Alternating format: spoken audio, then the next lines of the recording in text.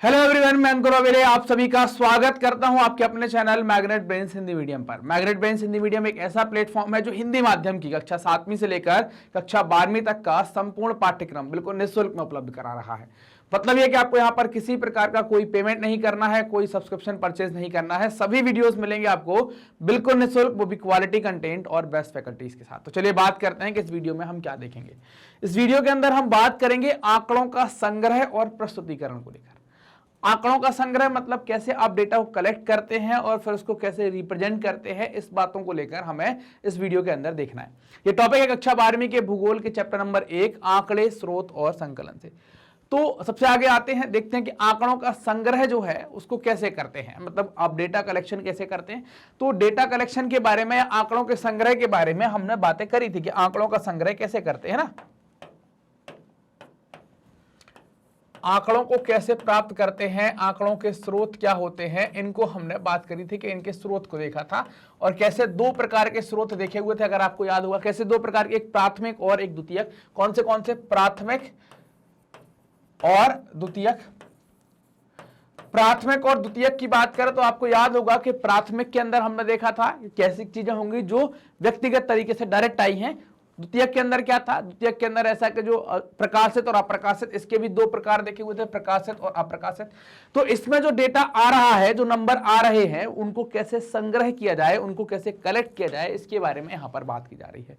तो आंकड़ों का संग्रह करेंगे, फिर संग्रह कैसे करते हैं, तो हम उसे सारणी के रूप में भी रख देते हैं, टेबल फॉर्म में जमा देते हैं, है ना। तो सारणियन और सारणी के रूप में प्रस्तुत करना, या तो निक्षेप रूप से प्रतिशत में अथवा संकेत की सूची में। मतलब क्या है, डेटा को आप कैसे बता पाते हैं, तो अगर हम बात करें डेटा को, या तो आप टेबल के फॉर्म में बता पाते हैं कुछ इस तरीके से टेबल में डालकर, एक तरीका ये होता है, ये सारणियन या सारणी फॉर्म में होता है। या फिर आप क्या करते हैं कि सीधे आप या इसे परसेंटेज के रूप में बता पाएंगे, 50%, 60%, 70%। अब जब आप परसेंटेज निकाल रहे होंगे तो आपको कोई आधार की जरूरत पड़ेगी, तो हम आधार पर बात करेंगे कैसे आप परसेंटेज निकालें, किसी भी चीज का आधार आपको चाहिए होगा। दूसरी बात यह आ गई कि आप इसे ग्राफ के रूप में भी व्यक्त कर सकते हैं, है ना। आपने क्या कर दिया कि एक ग्राफ बना दिया, दो चर बना दिए, ये समय के साथ परिवर्तन आपको दिखा देंगे और आप कुछ ऐसे ऐसे ऐसे ऐसे और ऐसे चले गए। तो ये क्या है, ये आपके दो एक्स और वाई, दो एक्सेस आपको देखने को मिल जाते हैं। तो इन पर आप क्या देख पाते हैं, ये ग्राफ के रूप में भी आप देख पाएंगे। आपको किसी भी पर्टिकुलर जगह पर आपको देखना है, मान लीजिए कि आप यहां पर देखना चाहते हैं, तो आपने यहां पर देखा, अब ये क्या बता रहा है, वर्ष बता रहा है, मान लीजिए ये वर्ष बता रहा है, और ये क्या बता रहा है, उत्पादन बता रहा है। तो आपने देखा कि फलाने वर्ष पर उत्पादन कितना है, आपने यहां डाला और बस इससे यहां पर चेक किया, आपको पता चल जाए कितना है। तो डेटा का रिप्रेजेंटेशन ऐसा, अगर आपने ऐसे बना दिया तो आपने हो सकता है कि 10 पन्ने काम केवल एक ग्राफ में कर दिया, लिखने की जरूरत आपको नहीं पड़ेगी, एक लाइन आपने बना दी, सारी चीजें ऐसी हो जाए। तो इस तरीके से आप क्या कर सकते हैं, डेटा को आप संग्रह कर सकते हैं और उसको प्रस्तुत कर सकते हैं। निरपेक्ष आंकड़ा क्या कहलाता है, जैसे अब यहां पर बात की गई कि निरपेक्ष रूप में, तो निरपेक्ष आंकड़ा क्या कहलाता है उस पर हम बात करने वाले हैं। निरपेक्ष आंकड़ा, जब आंकड़े अपने मूल रूप में पूर्णांक की तरह प्रस्तुत किए जाते हैं, मतलब जो एकदम जो चीज आई है उसी तरीके से उसको प्रस्तुत कर दिया गया है, उसको क्या कहते हैं, निरपेक्ष आंकड़े या कच्चा आंकड़ा कहते हैं, या रॉ डेटा उसको कहा जाता है। क्या कहते हैं, निरपेक्ष आंकड़े या कच्चा आंकड़ा या रॉ डेटा उसको कहा जाता है। उदाहरण के लिए कि एक देश अथवा राज्य की कुल जनसंख्या, मतलब जैसे मान लो हमारी कुछ पॉपुलेशन काउंट की गई है 2011 में, फिर 2021 में, फिर 2031 में, तो जो पूरा डेटा आ गया उसको हमने ऐसे ही बता दिया कि इतनी जनसंख्या भारत की है, तो वो क्या हो जाएगा, निरपेक्ष। इसमें इतने पुरुष हैं, वो निरपेक्ष। इतनी महिलाएं हैं, वो निरपेक्ष। तो वो निरपेक्ष आंकड़ा हो जाता है। चाहे हम किसी उत्पादन की बात करें, चाहे किसी के फसल के उत्पादन की बात करें, या किसी उद्योग के उत्पादन की बात करें, अगर हम पूरा डेटा बता रहे हैं जो हमने कैलकुलेट किया है, उसमें कुछ अशुद्धियां वगैरह हमने नहीं छांटी हैं, कुछ हमने उसको प्योरीफाई नहीं किया, सीधा बता दिया है, तो वो निरपेक्ष हो जाएगा, उसको हम कच्चा आंकड़ा कहेंगे। अब ये सारणी बताई गई है, इसमें हमने कुछ राज्यों का क्या डाला है, यहां पर जनसंख्या डाली है, ये निरपेक्ष आंकड़े को बताता है। जैसे राज्य और केंद्र शासित प्रदेश यहां पर बताए गए हैं। जैसे आप देखें भारत के बारे में बात की गई है, तो भारत का आप देख पा रहे हैं कि यहां पर जनसंख्या लिख दी गई है, कैसी है, निरपेक्ष है। इसमें पुरुष कितने हैं और महिलाएं कितनी हैं, ये क्या हो गई, एक निरपेक्ष डेटा हो जाता है, मतलब एक कच्चा आंकड़ा हो जाता है। इसको परिष्कृत करते हैं, आपने कई बार देखा होगा कि हम अलग अलग तरीके से उसको एनालिसिस करते हैं। जम्मू कश्मीर का, हिमाचल प्रदेश का, पंजाब का, चंडीगढ़ का, सबका डेटा दे दिया गया है। तो ये क्या हो जाता है, उत्तराखंड का, हरियाणा का, राष्ट्रीय राजधानी प्रदेश दिल्ली, एनसीआर दिल्ली, राजस्थान, ये सबका डेटा दे दिया। जैसे आप देखो उत्तराखंड का इन्होंने दे दिया, यहां पर ये कुछ आ गए, राष्ट्रीय राजधानी क्षेत्र का आ गया 1,67,87,941, तो उसमें पुरुष और महिलाएं ये आपको आ गई। ये क्या है? ये सभी निरपेक्ष डेटा है और ये किस तरीके से व्यक्त किया गया है आप देख पा रहे हैं, सारणी के क्रम में टेबल बनाकर आपको बताया गया, आप बहुत आसानी से देख पाते हैं। अब नहीं तो आपको लिखना पड़ता हरियाणा में कुल जनसंख्या इतनी है, इसमें से पुरुष इतने हैं, महिलाएं इतनी हैं। हमने एक बार पुरुष लिखा, एक बार व्यक्ति लिखा, एक बार महिलाएं लिखी। आप देख पा रहे हैं, आप सीधे समझ जाते हैं। मतलब क्या हुआ, जैसे ही आपने उत्तराखंड देखा तो आपने देखा उत्तराखंड की कुल जनसंख्या इतनी है, इसमें से पुरुष इतने हैं और इसमें से महिलाएं इतनी हैं। आप आसानी से यहाँ पर ये बात समझ जाते हैं। तो क्या टेबल के फॉर्म में लिखने से आपको ज्यादा लिखना नहीं पड़ता, एक टेबल में ही आप कई सारी बातें आसानी से कह पाते हैं। यहाँ से तुलना करना आसान हो जाता है, यहाँ से प्रतिशत निकालना आसान हो जाता है, आप आसानी से कर। जैसे उत्तर प्रदेश बिहार का, उत्तर प्रदेश की जनसंख्या आप देखें 19,98,12,314, इसमें पुरुष कितने हैं 10,44,80,000 के आसपास, महिलाएं कितनी हैं 9,53,31,000 के आसपास। तो ये क्या है, ये कच्चा डेटा बताया गया है, रॉ डेटा को बताया गया है। अब बात आती है प्रतिशत या अनुपात की। प्रतिशत कैसे निकालते हैं? प्रतिशत आपने पढ़ा होगा, आपने 10th में पढ़ा होगा, प्रतिशत निकालने का तरीका क्या होता है। आप प्रतिशत कैसे निकालते हैं? जब भी आप प्रतिशत लिखते हैं तो इसमें दो शब्द आ गए, एक आ जाता है प्रति और दूसरा आ जाता है शत, है ना। दो शब्द आप देख पाते हैं, एक क्या है प्रति और दूसरा हो जाता है शत। प्रति मतलब कि आपको क्या करना है, प्रति का मतलब होता है पर से, है ना, प्रति का मतलब होता है पर से, इसको परसेंटेज भी लिखते हैं, तो इसमें पर पहली चीज आ गई। और शत जो है वो किससे लिया गया है, सेंचुरी से लिया गया है या शताब्दी से लिया गया है। किससे लिया गया है, सेंचुरी से लिया गया है या शताब्दी से लिया गया है। मतलब कितना, यहां पर आप 100 मानेंगे, शताब्दी का मतलब क्या होता है 100 होता है। तो ये क्या होगा, प्रतिशत किस पर निकालेंगे, हर 100 पर जो काउंट करते हैं उसको आप प्रतिशत कहते हैं। बात समझ में आई कि प्रतिशत की बात हम क्या करेंगे, प्रत्येक 100 पर जब हम कैलकुलेशन करेंगे, प्रत्येक 100 पर जब हम गणना करेंगे तो उसको क्या कहते हैं, उसको प्रतिशत कहा जाता है, वो प्रतिशत कहलाती है। तो यहां पर प्रतिशत क्या है। अब प्रतिशत कैसे निकालेंगे और किसका निकालेंगे, तो एक आधार, ये तो बात हो गई कि हर 100 पर आप प्रतिशत बना लेंगे, लेकिन किससे तुलना करने के लिए आपको कुछ आधार बनाना पड़ेगा, कुछ चीजें आपको चाहिए पड़ेंगी, उसके आधार पर ही आप प्रतिशत को लेकर आगे बढ़ पाएंगे। कई बार आंकड़े अनुपात अथवा प्रतिशत रूप में सारणीबद्ध किए जाते हैं। आंकड़े जो हैं, आंकड़े अनुपात अथवा प्रतिशत रूप में सारणीबद्ध किए जाते हैं, जो कि एक सामान्य प्राचल से परिकलित होते हैं। जैसे साक्षरता दर, जैसे आप देखें दर का मतलब क्या है, यहां परसेंटेज पर बात आ गई। जनसंख्या की वृद्धि दर, कृषि उत्पादों अथवा औद्योगिक उत्पादों का प्रतिशत आदि। तो यहां पर ये क्या है, आपको ये निकालना पड़ेगा, साक्षरता दर क्या है, जनसंख्या की वृद्धि दर क्या है। तो सारणी में हम विभिन्न दशकों के साक्षरता की दर पर बात करते हैं, उसको प्रतिशत में प्रस्तुत किया गया है। ये साक्षरता दर कैसे निकालेंगे साक्षरता दर, तो इसका फॉर्मूला ये है कि आपको क्या निकालना है, किस पर निकालेंगे, तो आपको एक आधार चाहिए है, तो आपको क्या आधार चाहिए है, तो कुल जनसंख्या पर निकालेंगे, तो कुल जनसंख्या आ गई। अब उसमें से हमने पूरी जनसंख्या जो हमारे पास आई, मान लो हमारे पास 121 करोड़ की जनसंख्या आई, उसमें से पढ़े लिखे साक्षर कितने हैं उनकी संख्या हमने यहां पर डाल दी।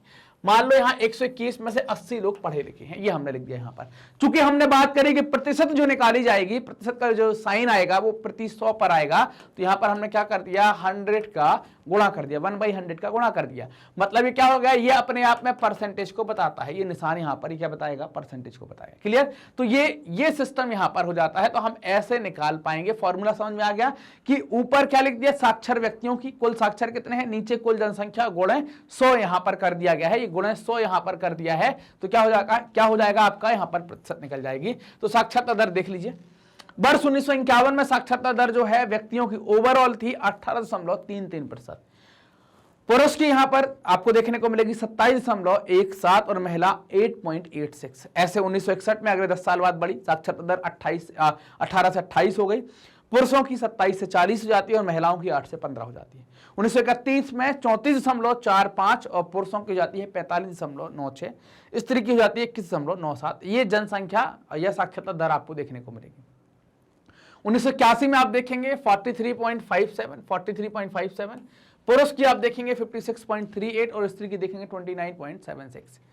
1991 में से देख पा रहे हैं तो और बढ़ी, 2001 में और बढ़ी, 2011 में कितनी देख पा रहे हैं तो आप देखेंगे 73.04 और पुरुष की कितनी हो गई 80.9 और महिलाओं की कितनी हो गई 64.6। ये क्या हो गई आपकी साक्षरता दर आपको देखने को मिल जाती है। तो कैसे निकाली कि कुल साक्षर बटे कुल जनसंख्या गुणा 100 कर दी, तो साक्षरता दर यहां पर निकल के आ गई। अब बात करते हैं सूचकांक के बारे में या इंडेक्स के बारे में। सूचकांक या क्या इंडेक्स क्या होते हैं, इनके बारे में। सूचकांक क्या है? चर अथवा एक सांख्यिकीय माप है। क्या है? चर है, या तो कोई ये चर है या फिर कोई एक स्टैटिकल मेजर है, सांख्यिकीय माप है, जिसे चर अथवा भौतिक अथवा समय भौगोलिक स्थिति या दूसरी विशेषताओं के संदर्भ में संबंधित चरों से संबंधित समूह में परिवर्तन को दर्शाने के लिए अभिकल्पित किया जाता है। जैसे आपने देखा था, हमने मानव विकास सूचकांक की हम बात कर लेते थे, है ना, HDI, इसको ह्यूमन डेवलपमेंट इंडेक्स कहते हैं। तो ऐसे ही क्या है कि उसके समय, मतलब यहां पर अगर हम बात करें तो क्या क्या है, तो समय, भौगोलिक स्थिति और दूसरी विशेषताओं में संदर्भित चरों के संबंधित समूह को दर्शाने के लिए या उसको अभिव्यक्त करने के लिए हम सूचकांक का उपयोग करते हैं। यहां ध्यान देने बात योग्य यह है कि सूचकांक ना केवल समय के साथ परिवर्तन दिखाता है, समय के साथ परिवर्तन की माप तो करता ही है, बल्कि विभिन्न स्थानों, उद्योगों, नगरों और देशों की आर्थिक दिशाओं का तुलना भी, उनकी तुलना भी करता है। तो इसके लिए सूचकांक आपको क्या हो जाता है? महत्वपूर्ण हो जाता है। सूचकांक का उपयोग व्यापक रूप में अर्थशास्त्र और व्यवसाय में लागत और मात्रा में आए परिवर्तनों को देखने के लिए किया जाता है। सूचकांक का उपयोग क्या करते हैं? सूचकांक का उपयोग व्यापक रूप में अर्थशास्त्र और व्यवसाय में लागत और मात्रा में आए परिवर्तनों को देखने के लिए किया जाता है। सूचकांक के परिकलन के लिए विभिन्न प्रकार की विधियां हैं, है ना। सूचकांक के परिकलन के लिए कई सारी विधियां आपको देखने को मिलती हैं, फिर भी साधारणतः समुच्चय विधि सबसे अधिक उपयोग में लाई जाती है। समुच्चय आपने पढ़े होंगे मैथ में, तो समुच्चय मेथड को सबसे ज्यादा प्रयोग में यहां पर लाया जाता था। तो ये आंकड़ों का संग्रह और प्रस्तुतिकरण के बारे में हम बात कर रहे थे कि भाई कैसे संग्रह किया, वो बात देखिए। प्रस्तुतिकरण में हमने देखा कि इंडेक्स के फॉर्म में भी आप दिखा सकते हैं। कैसे हम बताएंगे, कैसे आपको किसी का इंडेक्स निकालना है तो कैसे निकालेंगे? Q1/Q0 multiplied by 100। मतलब क्या है? Q1 मतलब वर्तमान वर्ष का उत्पादन और Q0 क्या है? आधार वर्ष, जिससे आप तुलना करेंगे। आपको ये देखना पड़ेगा ना कि हम किससे बेहतर हैं। अगर हम आज 2021 में है तो क्या हम 1950 से तुलना करेंगे? नहीं, हमें तुलना करनी पड़ेगी 2011, 12, 15, 18, 19 इनमें से। तो आधार वर्ष उसको मान लेंगे और वर्तमान समय का उत्पादन और मल्टीप्लाइड बाय 100, तो क्या होगा? आपका एक सूचकांक निकल कर आ जाएगा। आपको पता चलेगा कि कितनी तरक्की आपने करी है, कितनी उन्नति आपने करी है। तो ये सूचकांक निकालने का फॉर्मूला यहां पर हो जाता है। साधारणतः आधार वर्ष का मूल्य 100 लिया जाता है। यहां पर क्या लेते हैं? आधार वर्ष का मूल्य आप 100 ले लेते हैं और उसके आधार पर सूचकांक की गणना करना स्टार्ट करते हैं। उदाहरण के लिए तालिका में भारत में लौह अयस्क के उत्पादन और 1970-71 के 1970-71 को क्या करते हैं? आधार वर्ष मान लिया गया है। 1970-71 से 2000-2001 तक के सूचकांकों के परिवर्तन को यहां पर दर्शाने की कोशिश की गई है। देखिए क्या किया गया है, तो आप यहां पर पाएंगे कि अगर आप देखें कि 1970-71 का उत्पादन जो है वो मिलियन टन, अगर आप देख पाए तो कितना आप देख पा रहे हैं? तो 32.5 परिकलन मतलब फॉर्मूला क्या है आपका? तो आपने देखा कि 32, आधार वर्ष भी यही था, आधार वर्ष भी यही था 1970-71, तो उसमें अपन ने 32 का भाग दे दिया, मल्टीप्लाइड बाय 100, तो ये कैंसिल आउट हो गए, क्या बचा? 100। तो इसीलिए क्या कहा गया कि आधार वर्ष के लिए हम क्या ले लेते हैं? 100 ले लेते हैं। फिर आप इसके अगले साल में आए 1980-81, मतलब अगले दशक में आए, तो यहां पर उत्पादन क्या हो गया? 42.2 हो जाता है। आधार वर्ष क्या है आपका? 32.5 और वर्तमान क्या है? फॉर्मूला क्या था? Q0/Q1, आपको याद होगा, मल्टीप्लाइड बाय 100, यही फॉर्मूला हमने लगाया था। Q0 क्या है? उत्पादन वर्ष, और Q0 क्या है? Q1 क्या है यहाँ पर? तो Q1 को हम कहेंगे आधार वर्ष। तो आधार वर्ष क्या आ गया यहाँ पर आपका? 32.5। उत्पादन कितना हुआ? 42.2 का, मल्टीप्लाइड बाय 100 कितना आ गया? 130। ऐसे ही आप देखें कि अगले में उत्पादन फिर बढ़ गया, 53.7 हो गया, लेकिन इससे तुलना नहीं करेंगे। तुलना किससे हो रही है? हमारी आधार वर्ष 1970-71 से। तो आप देखें आधार वर्ष में नीचे क्या चला गया? 32.5। उत्पादन कितना हुआ? 53.7 मल्टीप्लाइड बाय 100, आपको इंडेक्स मिल गया 165। वैसे ही 2000-2001 में आप देखें 67.4 आपका उत्पादन हुआ, मिलियन टन में बात कर रहे हैं। आधार वर्ष फिर वही 1970-71, तो 32.5 हमने क्या किस में भाग दिया? 57.4 डिवाइड बाय 32.5 मल्टीप्लाइड बाय 100, 207 निकल कर आ गया। तो ये क्या हो गया कि इस तरीके से आप क्या कर पाए? इंडेक्स को यहां पर निकाल पाए। यहां पर इस तरीके से आप यहां पर सूचकांक निकाल लिए, आपने इंडेक्स को निकाल लिया। अब ये इंडेक्स क्या बताएगा? तो इंडेक्स बता रहा है कि आधार वर्ष का 100 था, अब अगर 100 से प्लस जा रहा है मतलब तरक्की हो रही है, 100 से प्लस जा रहा है मतलब तरक्की हो रही है, 100 से प्लस जा रहा है मतलब तरक्की हो रही है। 100 से कम आता, मान लीजिए कि यहां पर 32 है और यहां पर हम उत्पादन लिख देते 22, तो क्या होता कि 100 से कम आता, यहाँ की जो वैल्यू है, ये भाग की वैल्यू है, वो 0.1 में आती है ना, कुछ पॉइंट में जाती, तो क्या हो जाता, आप समझ पा रहे हैं यहाँ पर, है ना, ये 0.00 में कुछ जाती, तो क्या होता है, ये 100 से कम हो जाता, 100 से कम हो जाता तो क्या है, इसका मतलब ये कि आप आधार वर्ष की तुलना में पीछे जा रहे हैं, आप तरक्की नहीं कर रहे हैं। मतलब सूचकांक में जब हम आधार वर्ष की वैल्यू 100 मानते हैं तो हमेशा क्या होगा, आधार वर्ष का सूचकांक 100 होता है, तो आपको आने वाले सालों में 100 से ज्यादा जा रही है, इसका मतलब ये तरक्की का सूचक है, 100 से कम जा रही है, इसका मतलब क्या है कि आप थोड़ा सा पिछड़ रहे हैं।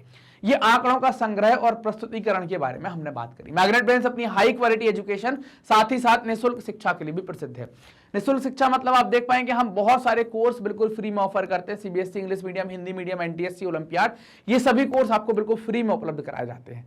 मतलब इनके लिए आपको किसी प्रकार का कोई पैसा खर्च नहीं करना है। कहां मिलेंगे, ऑफिशियल यूट्यूब चैनल पर, हमारी वेबसाइट पर, हमारे एप्लीकेशन पर आप सर्च कर पाएंगे। आप हमसे कनेक्ट कर सकते हैं यूट्यूब, फेसबुक, इंस्टा, ट्विटर और टेलीग्राम के माध्यम से।